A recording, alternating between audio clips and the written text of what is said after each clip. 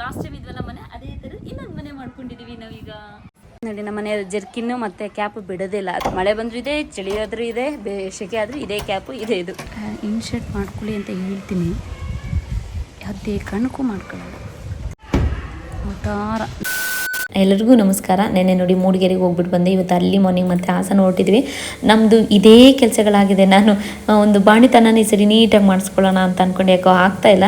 ಅಂದರೆ ನಾವು ಓಡಾಟ ಜಾಸ್ತಿ ಆಗ್ತಿರೋದು ನಿಮಗೆ ಕಾಣಿಸ್ತಾ ಇದೆ, ಬಟ್ ಕೆಲಸಗಳು ಅಷ್ಟೇ ನಡೀತಾ ಇದೆ. ಹಾಗಾಗಿ ಇವತ್ತು ನೋಡಿ ಹಾಸನ ಹೋಗಿ ಬರಬೇಕು. ಮತ್ತು ಏನೇನು ನಾಳೆ ಮತ್ತೆ ಇನ್ನೇನು ಪ್ಲ್ಯಾನ್ ಬರುತ್ತೋ ಗೊತ್ತಿಲ್ಲ. ನಾವು ಪ್ಲ್ಯಾನ್ ಮಾಡ್ಕೊಂಡಿದ್ದೇನೂ ಆಗಲ್ಲ, ಅದಾಗೆ ಹೇಗೆ ತೋರಿಸುತ್ತೆ ಹಾಗೆ. ನಾವು ದಿಢೀರಂತ ಮತ್ತೆ ಬೆಂಗಳೂರು ಹೋದ್ರು ಮೈಸೂರು ಹೋದ್ರು ಇಲ್ಲ ಮತ್ತೆ ಕಲಾರೆ ಬಂದು ಆ ಥರ. ಇವತ್ತು ಹಾಸನಲ್ಲಿ ಸ್ವಲ್ಪ ಕೆಲಸ ಇದೆ ಅಂತ ಹೇಳಿ ಹೋಗ್ತಾ ಇದ್ವಿ. ಸೂರ್ಯ ನೋಡಿ ಕಾಣಿಸ್ತಿದೆ, ಬಟ್ ಮೋಡ ಇಲ್ಲ. ಮನೆಯಿಂದ ಅಲ್ಲಿ ಮಾರ್ನಿಂಗ್ ಬೆಳಗ್ಗೆನೇ ಹೊರಟು ಬಂದಿರೋದ್ರಿಂದ ಹೊರಗಡೆ ಇಲ್ಲಿ ಹಾಸನ ಬಂದು ತಿಂಡಿ ಮಾಡಿಕೊಂಡು ಇಲ್ಲಿ ಜಸ್ಟ್ ಇಡ್ಲಿ ಅಂತ ಹಾಸನಲ್ಲಿ ಔಟರ್ ರಿಂಗ್ ರೋಡಲ್ಲಿ ಇದೆ. ತುಂಬಾ ಚೆನ್ನಾಗಿದೆ ಮಾತ್ರ ಇಡ್ಲಿ, ಮಸಾಲೆ ಇಡ್ಲಿ ತುಂಬಾ ಚೆನ್ನಾಗಿದೆ. ನೀವು ಒಮ್ಮೆ ಟ್ರೈ ಮಾಡಿ, ಅಥವಾ ಟ್ರೈ ಮಾಡಿದ್ದವರು ಕಮೆಂಟ್ ಮಾಡಿ.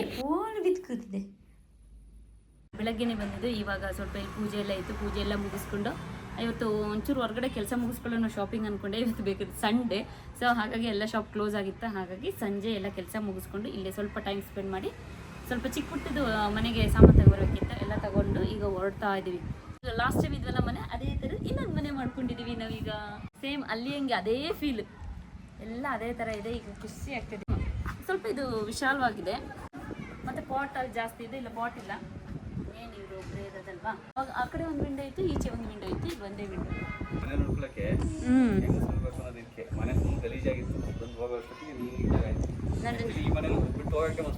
ಅಷ್ಟೇ ಒಳ್ಳೆ ಓನರ್ ಸಿಕ್ಕಿದ್ದಾರೆ. ಬೆಳಗ್ಗೆ ಬಂದು ಬಾಗಿಲಿಗೆಲ್ಲ ಪೂಜೆ ಮಾಡಿ ನಾನು ಹೊರಟೆ. ನೋಡಿ ನಮ್ಮ ಮನೆ ಜರ್ಕಿನ್ನು ಮತ್ತು ಕ್ಯಾಪ್ ಬಿಡೋದಿಲ್ಲ, ಆದರೆ ಯಾವ್ಯಾವ ಟೈಮಲ್ಲಿ ಹಾಕೋಬೇಕು ಅಂತ ಗೊತ್ತಿಲ್ಲ. ಸುಮ್ಮನೆ ಮಳೆ ಬಂದರೂ ಇದೆ, ಚಳಿ ಆದರೂ ಇದೆ, ಸೆಕೆ ಆದರೂ ಇದೇ ಕ್ಯಾಪು ಇದೆ. ಇದು ಜಿಡಿ ನಮ್ಮ ಗೌಡ್ರು ಜಪನರಿ. ಇಲ್ಲ ಅದಕ್ಕೆ ಇನ್ಶರ್ಟ್ ಮಾಡ್ಕೊಳ್ಳಿ ಅಂತ ಹೇಳ್ತೀನಿ, ಅದೇ ಕಣಕು ಮಾಡ್ಕೊಳ್ಳೋದು ಉತ್ತಾರ. ನೀರೊಂದು ಕೆಳಗೊಂದು ಮಧ್ಯೆ ಒಂದು ಜೋಬಿ ಒಳಗೆ. ಬನ್ನಿ ಏನೋ ಹೊಗಳುತ್ತಾ ಇದ್ದೀನಿ ಅನ್ಕೊಂಡ್ಬಿಟ್ಟಿದ್ದಾರೆ. ನಾನೇನೋ ಹೇಳ್ತಿದ್ದೆ, ಏನೋ ಬಿಲ್ಡಪ್ ಕೊಡ್ತಾಯಿದ್ದೀನಿ ಅನ್ಕೊಂಡ್ಬಿಟ್ಟಿರ್ತೀರಲ್ವ. ಹಾಗೆ ಸ್ವಲ್ಪ ನಮ್ಮ ಮನೇಲಿ ಕೆಲಸ ಎಲ್ಲ ಮುಗಿಸ್ಕೊಂಡು ಕೆಲವೊಂದನ್ನು ಹಾಗೆ ಅಕ್ಕನ ಅಮ್ಮ ಏನೋ ಕೊಟ್ಟು ಕಳಿಸಿದ್ರೆ ಅದನ್ನು ಕೊಟ್ಬಿಟ್ಟು ಬರೋಕ್ಕೆ ಅಂತ ಹೇಳಿ ಅಕ್ಕನ ಮನೆಗೆ ಬಂದಿದೆ.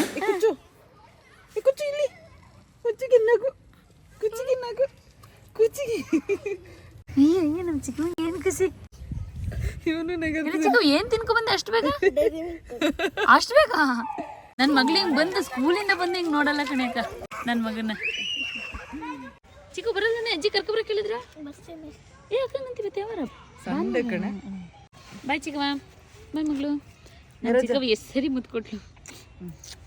ಅಂದರೆ ನಾವು ಬೆಳಗ್ಗೆನೇ ಅರ್ಲಿ ಮಾರ್ನಿಂಗ್ ಹೊರಟಿದ್ದು. ಅಲ್ಲಿ ತುಂಬಾ ಕೆಲಸ ಇತ್ತು. ಮತ್ತು ಅಕ್ಕನ ಮನೆಗೆ ಬರೋದ್ರೊಳಗೆ ಸಂಜೆ 4 ಗಂಟೆ ಏನೋ ಆಗಿತ್ತು. ಅಲ್ಲೆಲ್ಲ ಸ್ವಲ್ಪ ಮಾತಾಡಿಕೊಂಡು ಮುಗಿಸ್ಕೊಂಡು ಬರೋದ್ರೊಳಗೆ ಈಗ ಮನೆ ರೀಚ್ ಆಗೋದ್ರೊಳಗೆ ನೋಡಿ ಸಂಜೆ ಇಷ್ಟೊತ್ತು ಆಗ್ತಾ ಇದೆ. ನಮ್ಮದು ಯಾವಾಗಲೂ ಅಷ್ಟೇ, ವೀಡಿಯೋಗಳು ಸ್ವಲ್ಪ ಕೆಲಸ ಜಾಸ್ತಿ ಇರೋದ್ರಿಂದ ವೀಡಿಯೋ ಅಷ್ಟು ಮಾಡೋಕ್ಕಾಗಲಿಲ್ಲ. ಹಾಗೆ ಮಗೇಲಿ ಬಂದು ಮಸಾಲೆ ಪುರಿ ತಿನ್ಕೊಂಡ್ಬಿಟ್ಟು ಬರೋಣ ನನ್ನ ಫ್ರೆಂಡ್ ಹತ್ರ ಅಂತ ಹೇಳಿಬಿಟ್ಟು, ನಂಗೆ ಅರ್ಧ ದೂರಕ್ಕೆ ಬಂದಮೇಲೆ ಗೋಬಿ ತಿನ್ನೋಣ ಅಂತ ಆಸೆ ಆಯಿತು. ಫೋನ್ ಮಾಡಿದ್ದೆ, ಗೋಬಿ ಖಾಲಿ ಆಗಿದೆ ಅಂತ ಪಾಪ ಹೇಳಿಲ್ಲ. ಆದರೂ ನನಗೆ ಅಂತ ಒಂದು ಸ್ವಲ್ಪ ಹಾಗೆ ಎತ್ತಿಟ್ಟಿದ್ಲು ಪಾಪ, ಆಸೆ ಮಾಡಿದ್ದಾಳೆ ಅಂತ ಹೇಳಿ ಎಲ್ಲ ಎತ್ತಿಟ್ಟಿದ್ಲು. ಅದು ತಿನ್ಕೊಂಡು ಹಾಗೆ ಮಸಾಲೆ ಪೂರಿ ಅವೆಲ್ಲ ಪಾರ್ಸಲ್ ತಗೊಂಡು ಹೊರಟು. ನೋಡಿ ನಾನು ಫ್ರೆಶ್ ಅಪ್ ಆಗಿದ್ದೀನಿ. ಆಮೇಲೆ ಪಾಪುಗೆ ಸ್ನಾನ ಮಾಡಿಸ್ಮೇಲೆ ಡ್ರೆಸ್ ಚೇಂಜ್ ಮಾಡ್ಕೋಬೇಕು. ಈಗ ಪಾನಿಪುರಿ ಮಸಾಲೆ ಪುರಿ ತಗೊಬಂದಿದ್ದೆಲ್ಲ ತಣ್ಣಗೆ ಬೇರೆ ಆಗಿಬಿಡುತ್ತೆ. ಅದ್ರಲ್ಲಿ ಬೇರೆ ಅವಳು ಬಿಸಿ ಬಿಸಿ ಇದ್ದಾಗಲೇ ತಿನ್ಕೊಂಬಿಡು ಅಂತ ಹೇಳ್ತಾನೆ ಇರ್ತಾಳೆ ಯಾವಾಗಲೂ. ಅವಳಿಗೆ ಬಿಸಿ ಬಿಸಿ ತಿನ್ನಬೇಕು ಅಂತ ಇನ್ನೊಂಥರ ಚಂದ ಮಾತು. ಇವಾಗ ಎಲ್ಲ ರೆಡಿ ಮಾಡ್ಕೊಂಡಿದ್ದೀನಿ, ಮಸಾಲೆ ಒಂದು ಹಾಕಿಲ್ಲ. ಹಾಗೆ ಬರುವಾಗ ವಡೆ ಮತ್ತು ಬಜ್ಜಿ ಎಲ್ಲ ತಗೊಂಡು ಬಂದು ಹಾಗೆ ಅಭಿಲಾಷನ್ ಅವರು ತೋಟದ ಮನೆಗೆ ಬಂದಿದ್ರಲ್ಲ, ಅಮ್ಮನ ಜೊತೆ ಬಂದಿದ್ರು. ಹಾಗೆ ನಮ್ಮ ಮನೆಗೆ ಒಂದು ವಿಸಿಟ್ ಮಾಡಿ ಹೋಗ್ತಾ ಇದ್ದಾರೆ. ನಮಸ್ಕಾರ ಮಗ, ನಮಸ್ಕಾರ. ಇಲ್ಲ ತಾತ ಅಜ್ಜಿ ಹೋಗಿ ಬರ್ತೀವಿ. ನಮಸ್ಕಾರ. ಅದೇ ಅಲ್ಲ ಪರ್ಪಲ್. ಹೆಣ್ಮಕ್ಳಿಗೆ ಕಲರ್ ನೋಡಿ ಹೆಂಗೆ ಇರುತ್ತೆ.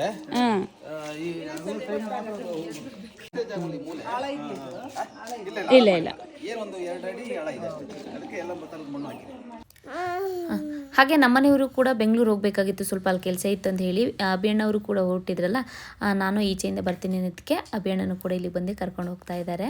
ನೋಡಿ ಬೆಳಗ್ಗೆನೇ ಹೊರಟಿದ್ದಾರಲ್ಲ, ಹಾಗಾಗಿ ಹಾಲು ಕರಿಯೋದಾಗಲಿ ಕರು ಬಿಡೋದಾಗಲಿ ಕಸ ಎತ್ತೋದಾಗಲಿ ಎಲ್ಲ ನೋಡ್ಬೋದು.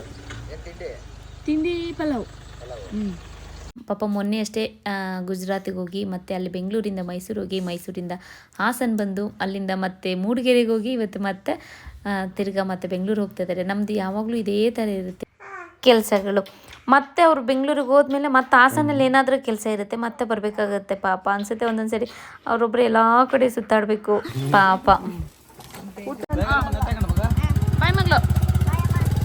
ಹಾಗೆ ನನ್ನ ಮಗಂದು ವ್ಯಾಕ್ಸಿನೇಷನ್ ಆಗಿತ್ತು, ಬಟ್ ಒಂದು ಡ್ರಾಪ್ಸ್ ಬಾಕಿ ಇತ್ತು. ಅದು ಇವತ್ತು ಟೈಮ್ ಇತ್ತಲ್ಲ, ಪಪ್ಪಂಗೆ ವೆಯ್ಟ್ ಮಾಡ್ತಾ ಇದ್ದೆ, ಹಾಕಿಸ್ಕೊಂಡ್ಬಿಟ್ಟು ಬರೋಣ ಅಂತ ಹೇಳಿ. ಡ್ಯಾಡಿ ಡೋರ್ ಓಪನ್ ಮಾಡ್ತಾ ಇದ್ದಾರೆ, ನಮ್ಮಮ್ಮ ಛತ್ರಿ ಹಿಡ್ಕೊಂಡು ಬಂದಿದ್ದಾರೆ. ನನ್ನ ಮಗ ಫಸ್ಟ್ ಟೈಮ್ ಜೀಪಲ್ಲಿ ಕೂತ್ಕೊಳ್ತಾ ಇದ್ದಾನೆ. ಈಗ ಒಂಚೂರು ದಪ್ಪ ಆಗ್ಬಿಟ್ಟಿದ್ದೀನಿ. ಇನ್ನು ಮಲಗಿದ್ದ ಪಾಪ ಈಗ ಎದೆಸ್ಕೊಂಡು ಬಂದು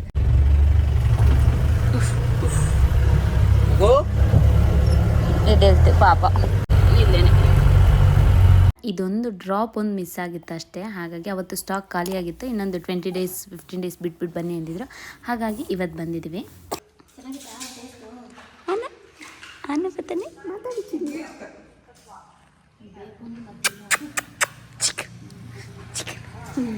ಹಾಗೆ ನಮ್ಮನೆಗೆ ಒಬ್ಬರು ರಾಜಮ್ಮ ಅವರು ಅಂತ ಬರ್ತಾರೆ, ಇದು ಅವ್ರ ಮೊಮ್ಮಗು.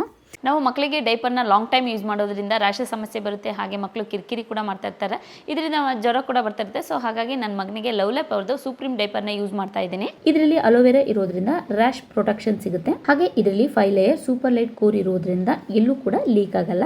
ಹಾಗೆ 5 ಲೇಯರ್ ಇರೋದ್ರಿಂದ ವೆಟ್ ಈಕ್ವಲ್ ಆಗಿ ಎಲ್ಲ ಕಡೆ ಸ್ಪ್ರೆಡ್ ಆಗುತ್ತೆ. ಹಾಗೆ ಇದರಲ್ಲಿ 10 ಮಿಲಿಯನ್ಗಿಂತ ಹೆಚ್ಚು ಗಾಳಿ ಹೋಲ್ಸ್ ಇರೋದ್ರಿಂದ ಬೇಗ ಡ್ರೈ ಕೂಡ ಆಗುತ್ತೆ. ಈ ಡ್ರೈನೆಸ್ ಲಾಂಗ್ ಲಾಸ್ಟಿಂಗ್ ಕೂಡ ಇರುತ್ತೆ. ವೆಟ್ ಇದರೊಳಗೆ ಜೆಲ್ ರೀತಿ ಕನ್ವರ್ಟ್ ಆಗುತ್ತೆ. ಹಾಗೆ ಸ್ಟ್ರೆಚಬಲ್ ಎಲಾಸ್ಟಿಕ್ ಇರೋದ್ರಿಂದ ಎಲ್ಲೂ ಕೂಡ ಲೀಕ್ ಆಗಲ್ಲ. ಇದರಲ್ಲಿ ಫ್ರಂಟ್ ಮತ್ತೆ ಬ್ಯಾಕ್ ಈ ತರ ಇಂಡಿಕೇಟರ್ ಕೊಟ್ಟಿರ್ತಾರೆ. ಈ ಯೆಲ್ಲೋ ಲೈನ್ ಇದೆಯಲ್ಲ, ಇದು ವೆಟ್ ಫುಲ್ ಆದಾಗ ಗ್ರೀನ್ ಕಲರ್ಗೆ ಕನ್ವರ್ಟ್ ಆಗ್ತದೆ.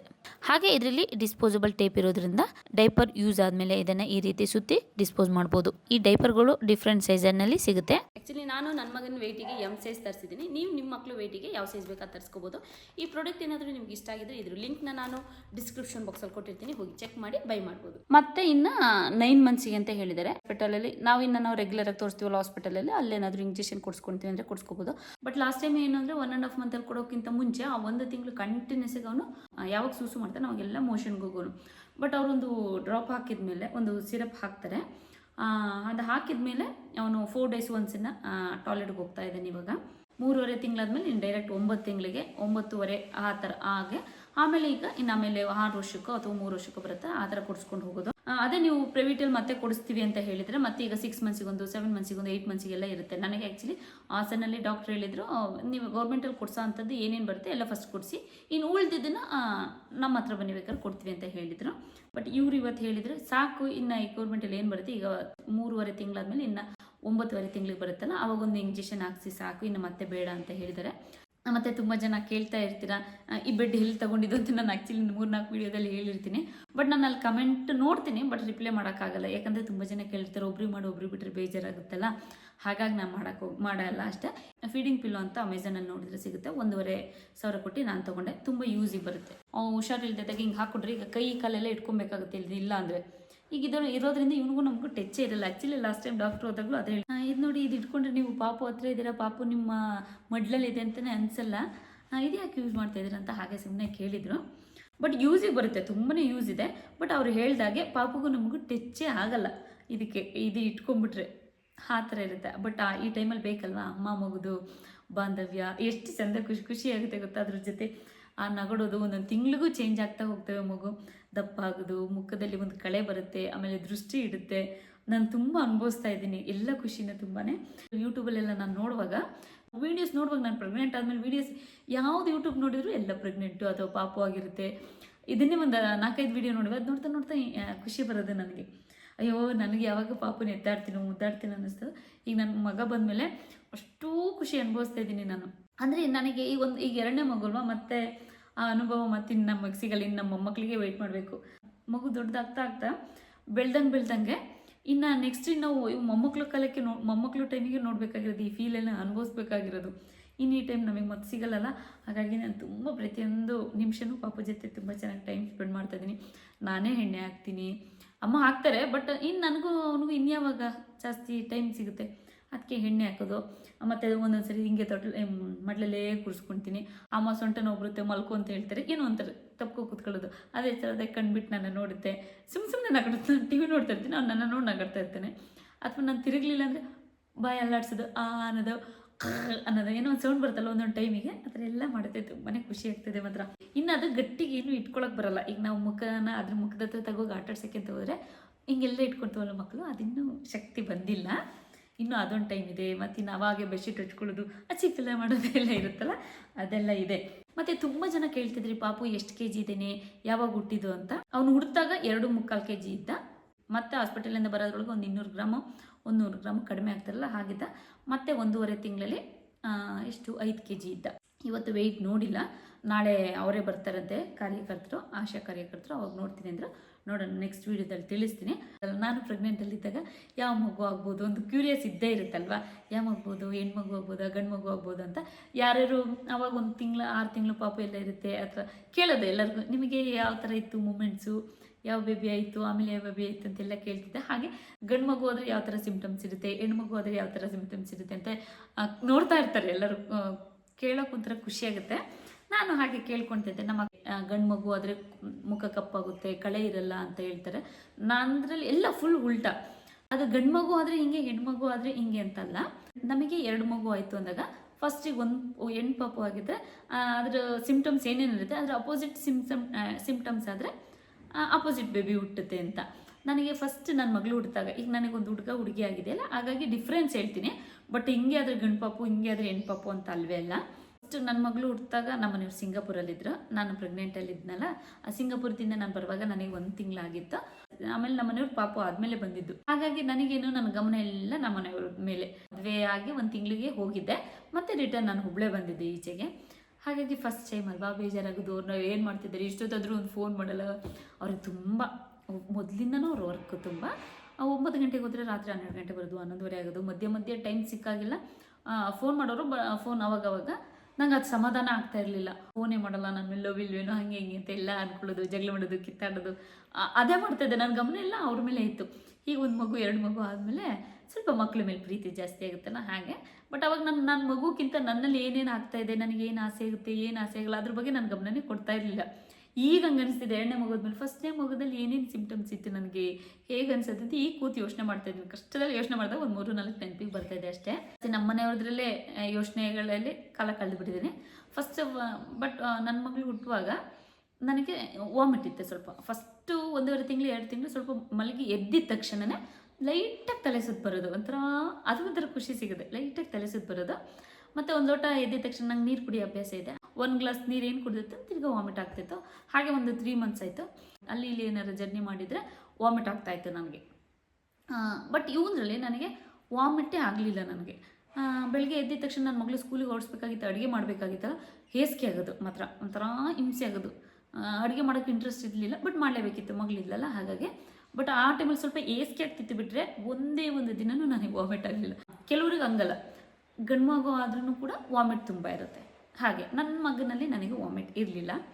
ಅದು ಬಿಟ್ಟರೆ 2ರಲ್ಲೂ ಪೋರ್ಕ್ ಬಿಟ್ಟಿದೆ. ನನಗೆ 2ರಲ್ಲೂ ಪೋರ್ಕ್ ತುಂಬ ಇಷ್ಟ ಆಯಿತು. ಬಟ್ ಪೋರ್ಕ್ ಒಂದೇ ನಾನು ಬಿಟ್ಟಿದ್ದು ಸ್ಟಾರ್ಟ್ ಆಯಿತು. ಈಗ ಬಿಟ್ಟಿದ್ದೀನಿ. ಇನ್ನು ಮುಡಿ ಕೊಡೋವರೆಗೂ ತಿನ್ನಬಾರ್ದು ಅಂತಾರೆ ಪೋರ್ಕ, ಹಾಗಾಗಿ ನಾನು ಅದು ತಿಂದಿಲ್ಲ. ಮತ್ತು ಗಂಡು ಪಾಪು ಹೋದರೆ ಕುತ್ತಿಗೆ ಕಪ್ಪಾಗುತ್ತೆ, ಮುಖ ಕಪ್ಪಾಗುತ್ತೆ ಅಂತ ಎಲ್ಲ ಹೇಳೋರು. ಬಟ್ ನನ್ನ ಮಗಳು ಟೈಮಲ್ಲಿ ನನ್ನ ಕುತ್ತಿಗೆನೂ ಕಪ್ಪಿತ್ತು, ನಾನು ನನ್ನ ಸ್ಕಿನ್ ಎಲ್ಲ ಡ್ರೈ ಆಗಿತ್ತು, ನಾನು ಡಲ್ ಆಗಿದ್ದೆ. ಬಟ್ 2ರಲ್ಲೂ ಕಟ್ತಾ ಇತ್ತು ಮಾತ್ರ. ನನಗೆ ಫಸ್ಟ್ ಮಗಳು, ಬಟ್ ಅವಳದ್ರಲ್ಲಿ ಇರಲಿಲ್ಲ. ಯಾಕಂದರೆ ಕೆಲವರು ಮಧ್ಯೆ ವೀಡಿಯೋ ನೋಡ್ತಾ ಇರ್ತೀರಾ, ನನಗೆ ಫಸ್ಟ್ ಯಾವ ಮಗು ಇದೆ ಅಂತ ಗೊತ್ತಿರಲ್ಲ. ಹಾಗಾಗಿ ತುಂಬ ಜನ ಕೇಳ್ತಾ ಇರ್ತೀರ, ಹಾಗೆಯೇ ನಿಮಗೆ ಎಷ್ಟು ಜನ ಮಕ್ಕಳು ಅಂತ. ನನಗೆ 2 ಮಕ್ಕಳು. ನನ್ನ ಫಸ್ಟ್ನೇವಳು ಮಗಳು, ಅವಳಿಗೆ 8 ವರ್ಷ. ಈಗ ನನ್ನ ಮಗ 2ನೇವನು, ನನಗೆ ಮಗ ಹುಟ್ಟಿದ್ದಾನೆ. ತುಂಬ ಜನ ಕೇಳ್ತಾ ಇರ್ತಾರೆ, ಯಾಕಂದರೆ ಚಿಕ್ಕವ ನನ್ನ ಮಗಳಿಗಿಂತ ಚಿಕ್ಕವಳು ಇರೋದ್ರಿಂದ ಪಾಪು ಎದ್ದ, ಹಾಗಾಗಿ ಇಲ್ಲಿ ತೊಟ್ಲಿಗೆ ಹಾಕೊಂಡು ತೂಗ್ತಾ ಇದ್ದೀನಿ. ಕೆಲವ್ರಿಗೆ ಡಿಸ್ಟರ್ಬ್ ಆಗ್ಬೋದು ಮಾಡ್ತಾ ಹಿಂಗೆ ಅನ್ನುವಾಗ. ಮತ್ತು ಕೆಲವರಿಗೆ ಇಂಟ್ರೆಸ್ಟ್ ಇರುತ್ತಲ್ವ. ಈಗ ನಾನು ಪ್ರೆಗ್ನೆಂಟ್ ಟೈಮಲ್ಲಿದ್ದಾಗ ನನಗೆ ಅಂಥ ವೀಡಿಯೋಸ್ ಎಲ್ಲ ನೋಡೋಕ್ಕೆ ಇಷ್ಟ ಆಗೋದು. ಅಂದರೆ ಈಗ ಯಾವ ಥರ ಸಿಮ್ಟಮ್ಸ್ ಇರುತ್ತೆ, ಯಾವ ಪಾಪು ಆಗ್ಬೋದು ಅಂತ ಹೇಳಿ. ಸದ್ಯಕ್ಕೆ ಇವತ್ತಿಗೆ ಈ ವಿಡಿಯೋ ಇಲ್ಲಿ ಮುಗಿಸ್ತಿದ್ದೀನಿ. ನಾಳೆ ಮತ್ತೆ ಇದೇ ವಿಡಿಯೋನ ಕಂಟಿನ್ಯೂ ಮಾಡ್ತೀನಿ. ಅಂದರೆ ನಾಳಿನ ವಿಡಿಯೋದಲ್ಲಿ ನನಗೆ ಗಂಡು ಪಾಪು ಆಗುತ್ತೆ ಅಂತ ಮುಂಚೆನೇ ಗೊತ್ತಿತ್ತಾ ಇಲ್ವಾ ಅಂತ ಹೇಳಿ ನೆಕ್ಸ್ಟ್ ವಿಡಿಯೋದಲ್ಲಿ ತಿಳಿಸ್ತೀನಿ. ಎಲ್ರಿಗೂ ಧನ್ಯವಾದಗಳು.